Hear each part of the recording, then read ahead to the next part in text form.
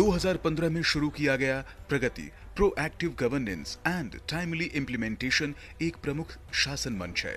इसके जरिए प्रधानमंत्री, केंद्रीय मंत्रालयों और राज्य सरकारों के बीच सीधे संवाद होता है।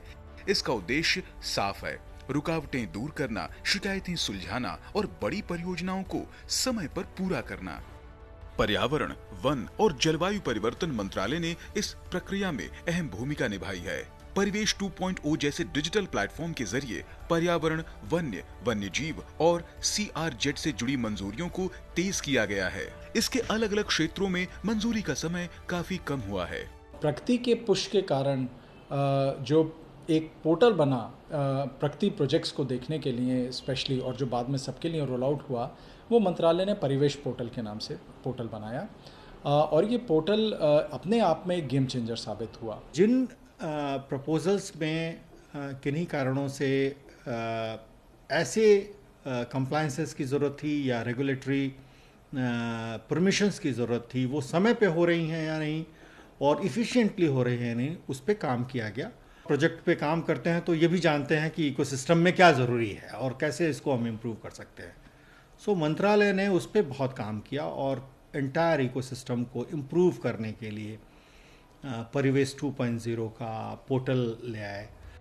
2015 से 2025 के बीच प्रगति की समीक्षा में कोयला, रेलवे, बिजली, इस्पात, सड़क परिवहन, पेट्रोलियम व प्राकृतिक गैस, बंदरगाह, परमाणु ऊर्जा और जल शक्ति जैसे अहम मंत्रालयों की परियोजनाएं शामिल रहीं।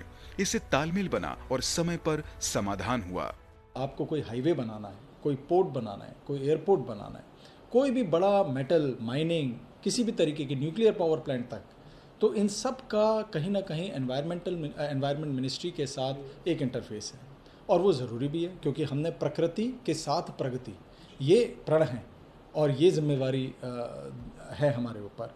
तो इस वजह से ये इम्पॉर्टेंट था कि हम जो भी एक सिस्टम डेवलप करें, वो सिस्टम ऐसा हो कि जितने भी उसके स्टेक होल्डर हैं, चाहे प्राइवेट हो, चाहे और मंत्रालय हो, चाहे और डिपार्टमेंट हो, स्टेट गवर्नमेंट हो, वो सब उस सिस्टम को इजीली एक्सेस कर सकें। परिवेश 2.0 में और भी बहुत सी खासियत है। सबसे बड़ी खासियत तो ये है कि जो प्रोजेक्ट करने वाली एंटिटी है, अगर वो अपनी KML फाइल को पोर्टल पे डाले तो उसको ये पता चलता है कि उसका प्रोजेक्ट किस स्थल पे पड़ रहा है, जिससे वो ये जान पाता है कि अगर हम यहाँ प्रोजेक्ट करने वाले हैं तो यहाँ हमको फॉरेस्ट, वाइल्ड लाइफ, CRZ या इन्वायरमेंटल क्लियरेंस की ज़रूरत होगी या किस तरह के क्लियरेंस की ज़रूरत होगी और उसकी क्या प्रक्रियाएं हैं। प्रगति के साथ साथ DPIIT के तहत प्रोजेक्ट मॉनिटरिंग ग्रुप भी काम करता है। यह बड़े सरकारी, निजी और PPP प्रोजेक्ट्स को तेजी से आगे बढ़ाने में मदद करता है। प्रोजेक्ट मॉनिटरिंग ग्रुप भूमि अधिग्रहण, नियमों से जुड़ी मंजूरियों और मंत्रालयों के बीच समन्वय पर काम करता है और पर्यावरण, वन और जलवायु परिवर्तन मंत्रालय के साथ मिलकर काम करता है।